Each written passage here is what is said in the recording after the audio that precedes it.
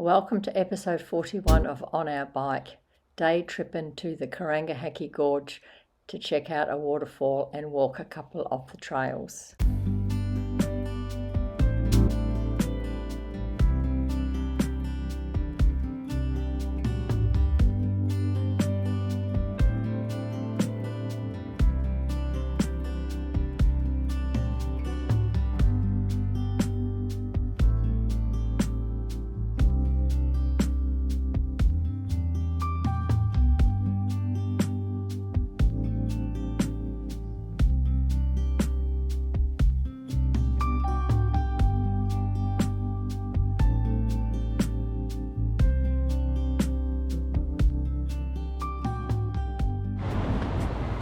I'm just going for a walk to do the rail tunnel loop, which apparently is 1 minute 30, 1 hour 30, not 1 minute 30. And it's a beautiful day today. Hopefully we'll have a good walk. The river is gorgeous.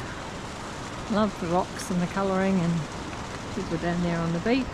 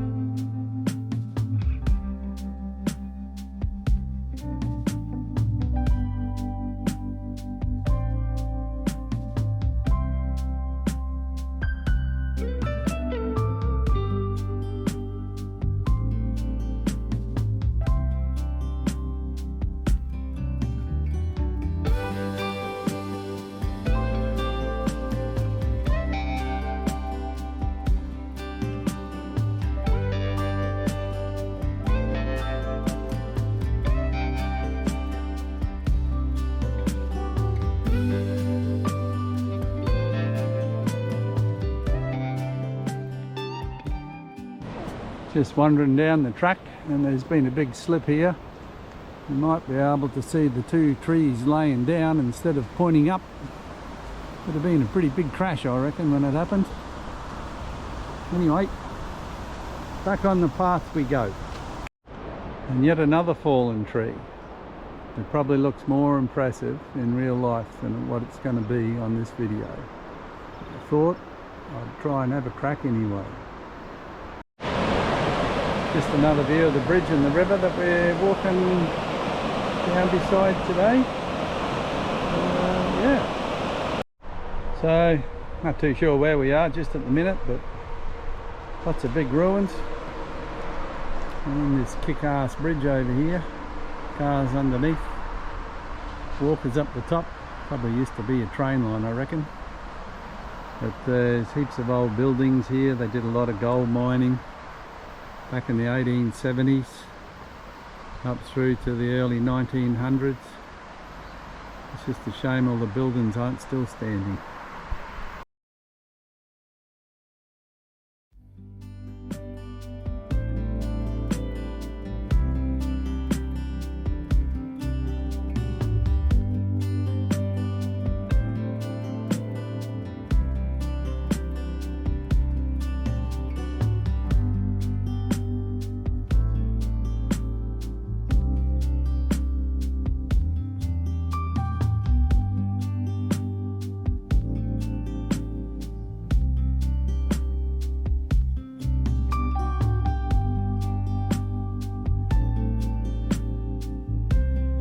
So now we're on top of the bridge, and there's Laurie walking in front.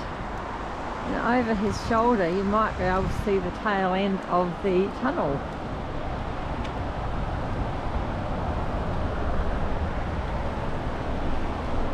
It's a good road through here.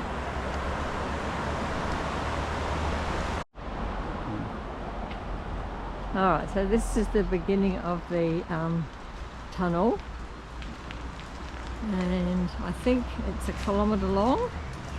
Murray's pointed out to me that it's a very straight tunnel, so it was built very, very well, I would suggest, for its era. And I think there's water dripping from the roof down onto my neck. So we're going to go to the end and see how we go.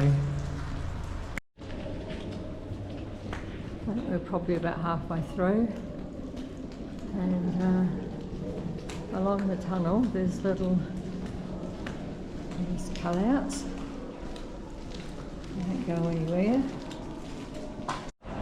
So after walking through this tunnel for 1 kilometre, which is a marvel of engineering, dead straight, perfectly formed all the way through. It was opened in 1905 and closed in 1978 as a rail tunnel. Now it's just a walking path for all these people that just want to exercise, but pretty cool. So now we're out, and then we come to another bridge across the river. I thought there was a road here somewhere, but apparently I'm mistaken. Oh, the road's behind me. So I'll just turn around and get the amazing cliff backdrops, and that's the road we came through to get here.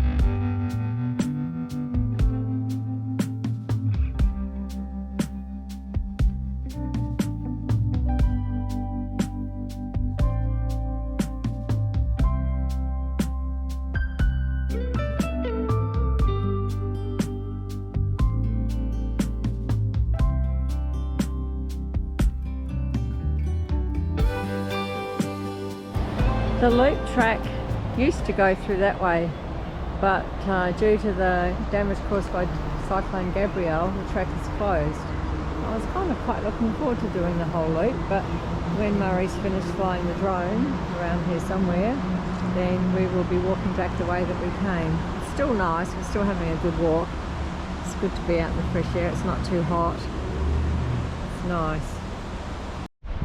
We've come back from the tunnel walk, and now we are going somewhere else and walking across a suspension bridge. The sign tells me you're only allowed 10 people on at a time, and we look up that way. A bit rocky. Another beautiful river. Oh,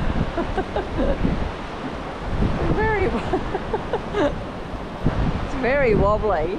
Okay, we've decided to take another path. Not quite sure where we're heading, but along the path there are foundations of we don't know what. But you sort of have to wonder how all this stuff was built by hand going back to the late 1800s. There's all gold mining in this area. And fun fact, they used cyanide in the production of the gold and the silver. They did recycle it apparently, so that's a good thing. So every corner that you walk around there is something else to see. So those are some big concrete tanks full of water, I suppose. A pretty flower in the foreground. And then when I walk around here, there is a massive concrete wall, which was part of a gold mining, cyanide washing plant.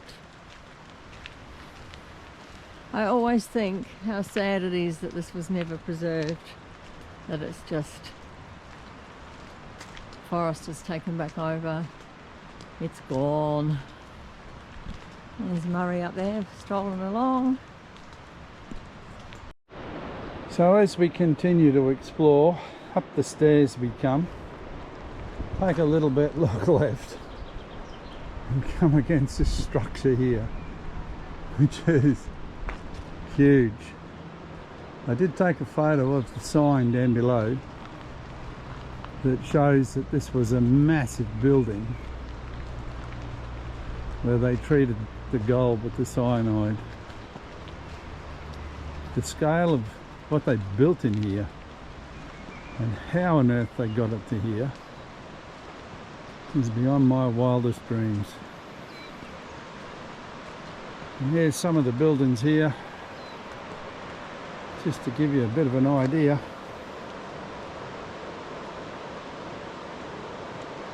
So yeah, I'll get a bit closer. There we go. But when you come back up to the gorge is great. This building was huge, in the middle of nowhere. And we're still going up. Whoop, someone photobombed us, so now you better wave. Oh, and I'm getting drift on. So we've come up another level, and then this must have been a machinery level. In the grass there you can see all the foundation bolts that they must have used to hold everything in. There's quite a few photos along the track that tells you what all this was, but I believe we're heading to the head of the aerial tramway that used to carry the ore out of here, because there's another big steel thing up there, and that's just looking back down into a part of the building in the middle of the jungle. More heavy machinery. Big universal joint from 1890, and then back this way the tramway disappears off down the path. So here we are, tramway cut into the side of this hill. More signs saying that something was once there, which has now become a slip, so it's gone. So we're going to follow this tramway, see where it takes us.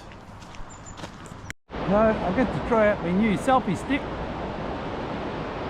and the path at the end of the tram line has led us to a lookout. This looks pretty cool. Almost like I'm flying my drone up here. Okay, still on the tramway, going the other way now, and here we go. We found out what actually runs on the tramway.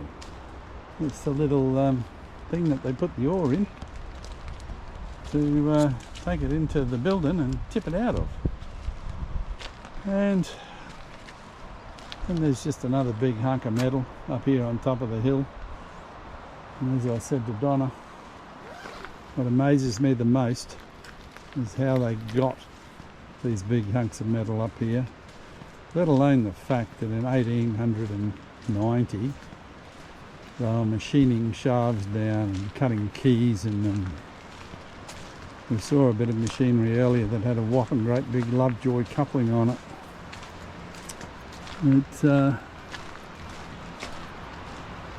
It was another world back then. So it looks like we've reached the end of our journey. So obviously something's happened in here. They've closed it.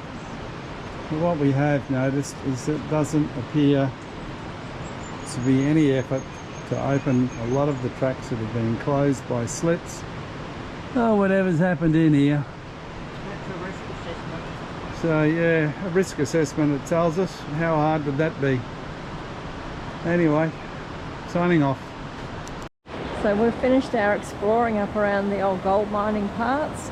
Now we're going back over the lovely bouncy suspension bridge back to our camper van over there to have some lunch before we head off to our next destination for the day.